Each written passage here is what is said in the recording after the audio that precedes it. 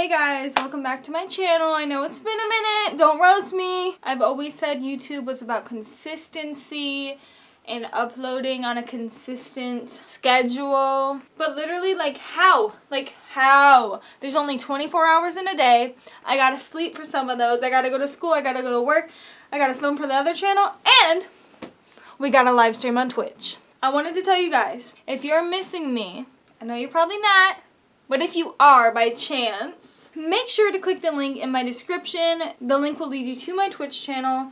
I live stream 3 to 4 times a week, and literally I talk to everybody in chat. We have a little group going on. We literally talk every single freaking day I stream, and it's a blast. It's not strictly about video games, so if you're not really a fan of video games, that's okay. Because even though I'm playing video games, we literally talk about anything. So make sure you go to that link and literally we'll have so much fun together, guys. I promise! So as the year comes to an end, I begin to look back on my New Year's resolution. So my New Year resolution was to read more books this year. Initially, it was to read 20 books in a year, and I kind of failed that, but only really slightly. I finished 17 books this year, and I'm honestly really proud of myself. I don't even think I read any books in 2018. Maybe I did, but they were fan fictions or something. But literally, I've had such a blast reading, and at this point, it's like a habit. I finish a book and move on to the next. There's no days off, honestly. There's no days off. So I wanted to share this with you guys right before the new year because maybe this could be your next New Year's resolution. Therefore, I'm going to go through my 17 books I read. I can recommend you guys what you want to read, and you can maybe pick one from the selection and read it yourself. So I'm going to go in chronological order. Give a brief review / synopsis of the book, and yeah, let's go. So the first book I read this year was The Light Between Oceans. In my opinion, the characters are everything in this book. There's this man named Tom, he's the main character, and he moves to a little island where there's a lighthouse. On the way to the lighthouse, he meets a woman named Isabel, and he finds her very attractive. They kind of click, but he has to move to the island himself to run this lighthouse, and no one else lives there. He's literally alone. But that encounter stuck with him, and when he goes back to the town, he sees her again. And literally, at some point, they get married, and she moves to that island as well. In my opinion, this couple is truly adorable. They got a little age gap, and really, they be adding me. They be trying to expose me, and yeah, so that was initially what I thought was really cute, because he's a little bit older. I'd say 10 years older than her, but they still really connect. In my opinion, they're a perfect couple. I don't know. So they live alone, and no one ever comes to the island. But one day, a boat comes to shore, and there's a dead man on the boat and also a baby. The baby's alive. I won't give too much away.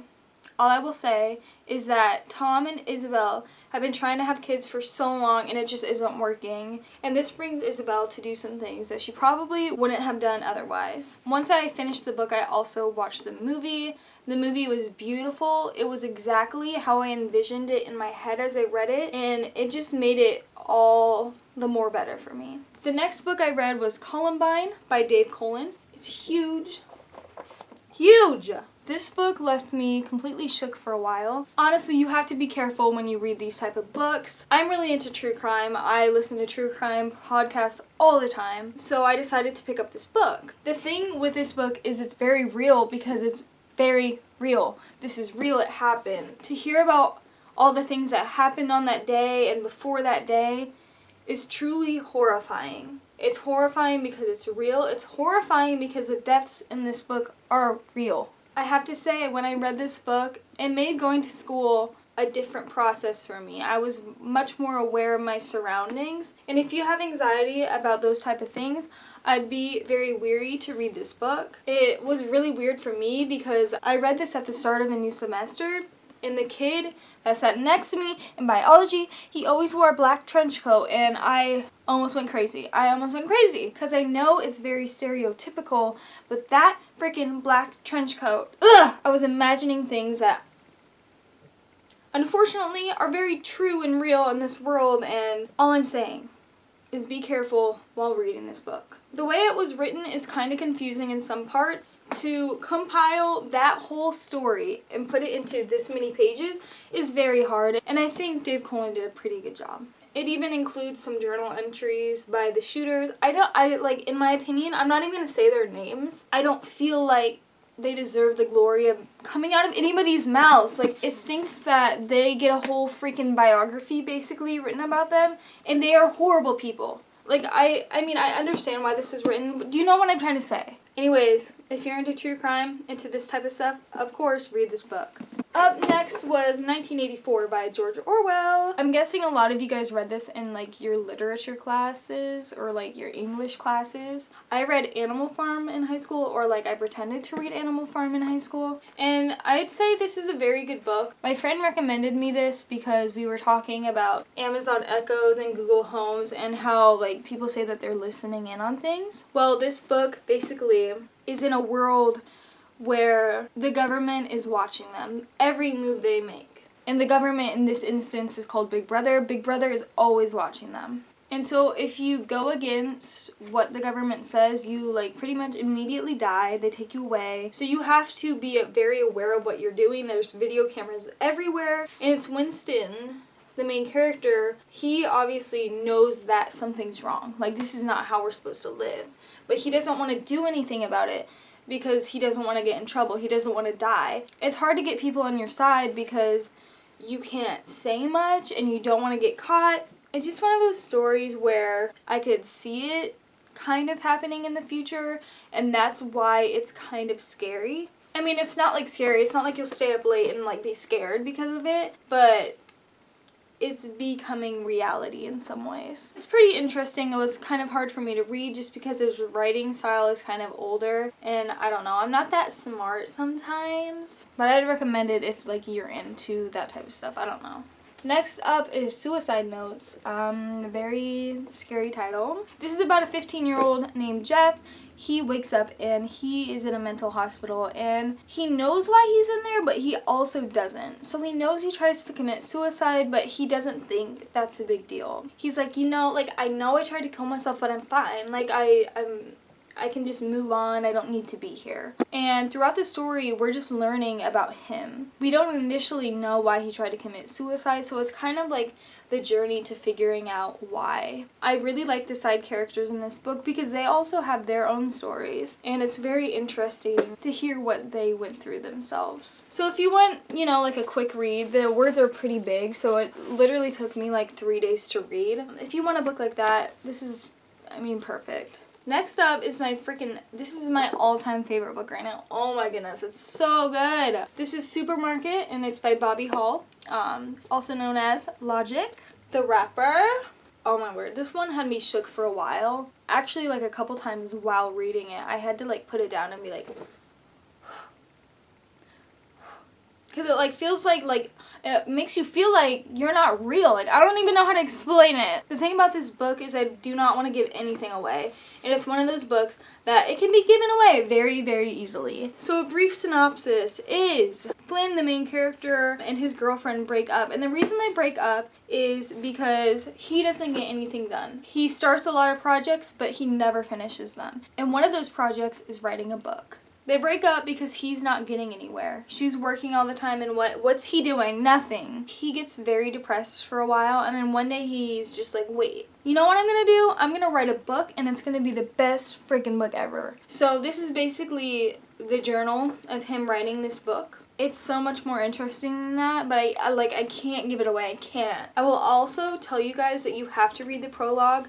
Like, it's not an option. Like, it's the prologue, it's only a page and a half, and it left me like crazy shook. It's not like I want a second book. Like, I think this is perfect just as it is. Oh, did I say prologue? I meant epilogue. After reading the epilogue, I was like, what the F? The next book I read was The Colorado Kid by Stephen King. I'm sure you've all heard of Stephen King. He wrote it. All of his books are usually like scary, so that's why I expected it to be.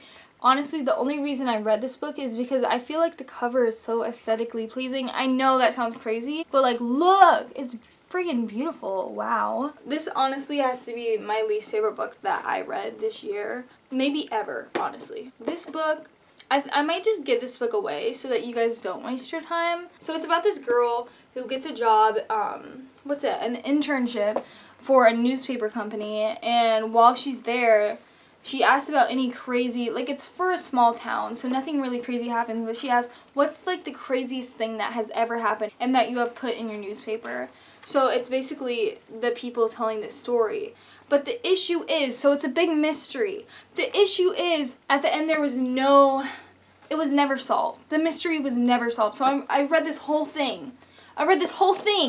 And there was never a resolution. It just felt like the whole book was, there was never like, oh, okay. Like, there's never a climax. It just, like, kept going up, and then it never ended. This was such a waste of time. I don't like this book. So after that, I decided, we're gonna throw it back and read A Walk to Remember. And when I tell you guys, I cried while reading this at the swimming pool. I'm not lying. This book is so, oh my word.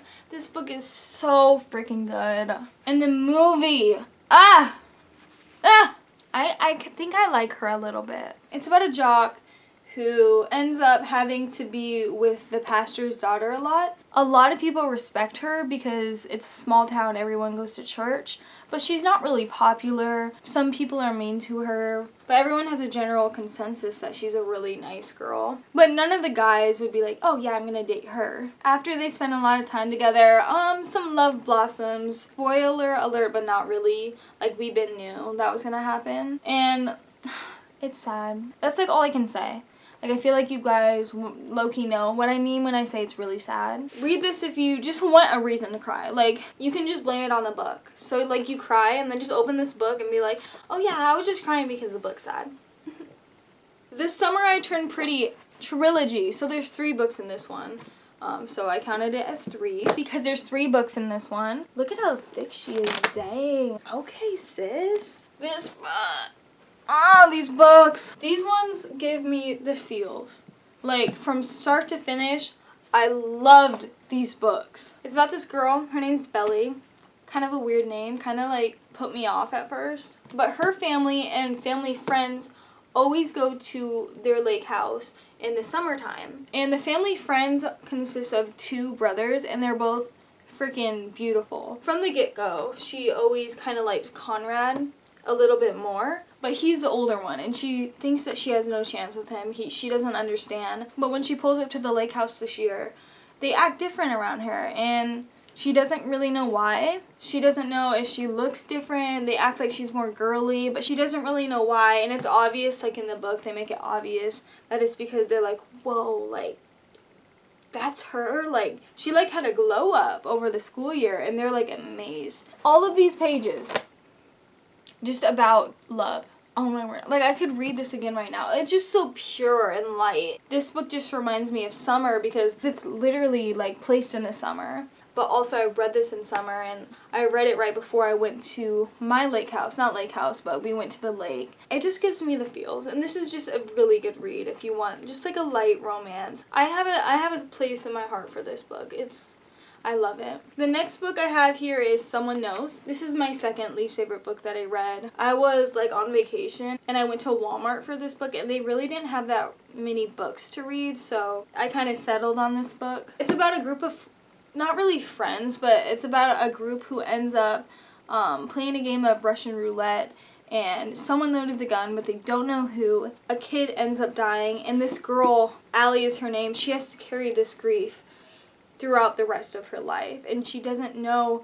She blames it on herself, but she knows she didn't load the gun, but she shouldn't have been there. Like, she keeps putting all this blame on herself, and it literally drives her crazy. All of a sudden, someone from that group commits suicide, and so she has to come back to town, and obviously she gets flooded back with all of these memories of her friend dying. Then the group gets back together, and the mystery goes on longer. It freaked me out for a while because it talks a lot about guns and violence, and it's pretty scary, but I didn't love it because I'm not a fan of the style of switching characters from chapter to chapter. It's just not my thing.